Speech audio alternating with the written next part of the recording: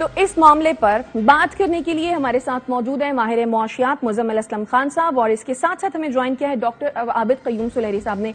आप दोनों के वक्त का बेहद शुक्रिया। मुजम्मिल साहब, आपकी जानिब आऊंगी। मुख्तलिफ खबरें जो हैं वो इस वक्त हम देख रहे हैं, गर्दिश कर रही हैं। IMF और PTI के वफ्द की जो मुलाकात हुई, असल कहानी क्या है? देखिए जी, बात यह है कि अभी तक कल से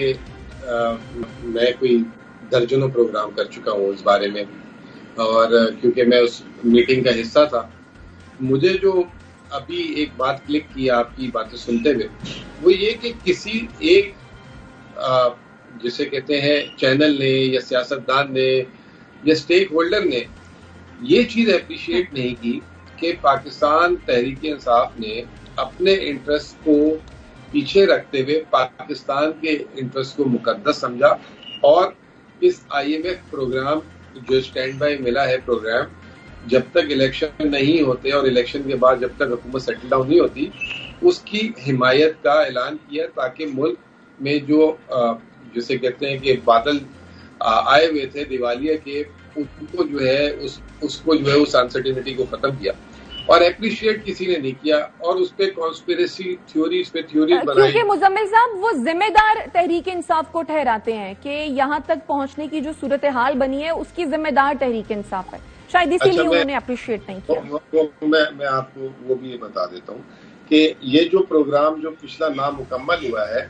उसके 8 रिव्यूज हुए थे, जिसमें से 7 तहरीक इंसाफ ने मुकम्मल किए थे, और ये जो हुकूमत है जो जिम्मेदार ठहरा रही है, वो 14 माह में सिर्फ 1 रिव्यू मुकम्मल कर सकी। और जो अपोजिशन हमें मिलती थी, ये तो पिछली हुकूमत, ये जो हुकूमत है, इन्होंने तो असेंबली में जाके स्टेट बैंक एक्ट के खिलाफ जो है वोट दे दिया था। इन्होंने इसी IMF को PTIMF कहा था, इन्होंने कहा था हम सब रिवर्स कर देंगे, और फिर अभी जब आखिरी दिनों में नहीं हो रहा था तो इन्होंने क्या किया, उस पर इल्जामात नहीं लगा दिए उस इदारे पे। इनको कहा कि ये साजिश कर रहे हैं, आलमी साजिश है, ये सब, और जो है इल्जाम आप हम पे कह रही है कि हम पे था, और अगर हम पे इल्जाम था तो फिर IMF जो है, मतलब उस जिसको हमने नाराज किया हो वो हमें मनाने आएगा? ये किस तरह की बच्चों वाली बातें कर रही हैं आप? एक्चुअली हमें as a responsible political party उन्होंने समझा, और मैं आपको पस मंजर भी दे देता हूं, जो आपने भी पूछा वो क्या था।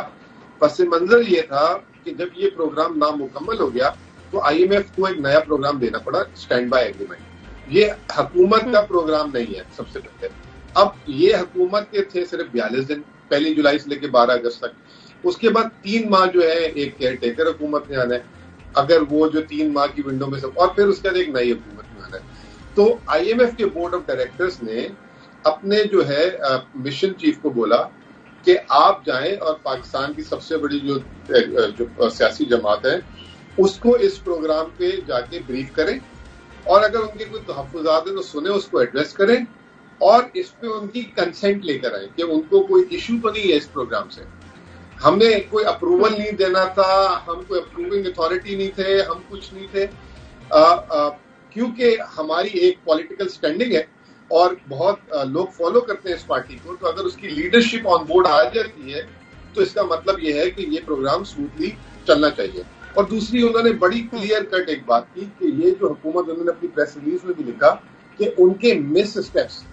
देखिए, और बुराई वो उनकी कर रहे हैं, आप हमारे गले डाल देती है कि हमने किया। आप प्रेस रिलीज पढ़े, उसमें उन्होंने लिखा कि इस हुकूमत के मिस स्टेप्स की वजह से पाकिस्तान के ये माशी हालात यहाँ तक पहुंचे। और उस मीटिंग में भी हमें उन्होंने इनके मिस स्टेप्स गिनवाए सारे, और उन्होंने कहा कि हमने इंश्योर किया है इस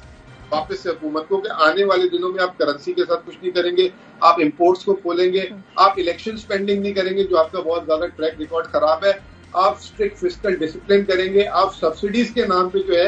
अनटारगेटेड सब्सिडीज पे पैसे खर्च नहीं करेंगे। और वो चाहते हैं कि जो जब नई इंटरिम गवर्नमेंट आए, क्योंकि नई इंटरिम गवर्नमेंट भी इन्होंने लगानी है ना, तो वो कहीं ये इनका मिशन पूरा न करना शुरू कर दें, जो ये अधूरा इनसे छोटे तो वो शुरू हो जाए अगले 4 महीने में। तो इसीलिए उन्होंने इस प्रोग्राम को 9 महीने में 3 हिस्सों में रखा है। पहली किस्त मिलेगी इस हुकूमत को, दूसरी किस्त मिलेगी इंटरिम को सितंबर एंड पे, और तीसरी किस्त मिलेगी जब नई हुकूमत आ जाएगी उसके बाद। तो उसमें हमने उनको एक कंसेंट दी, लेकिन 2 महीने की। एक ये कि आप जो महंगाई होगी आपके प्रोग्राम से वल्नरेबल को प्रोटेक्ट करें और फ्यूचर में ऐसा प्रोग्राम डिजाइन करेंगे जिससे इकोनॉमिक एक्टिविटी और पाकिस्तान अपना कर्ज उतार सके।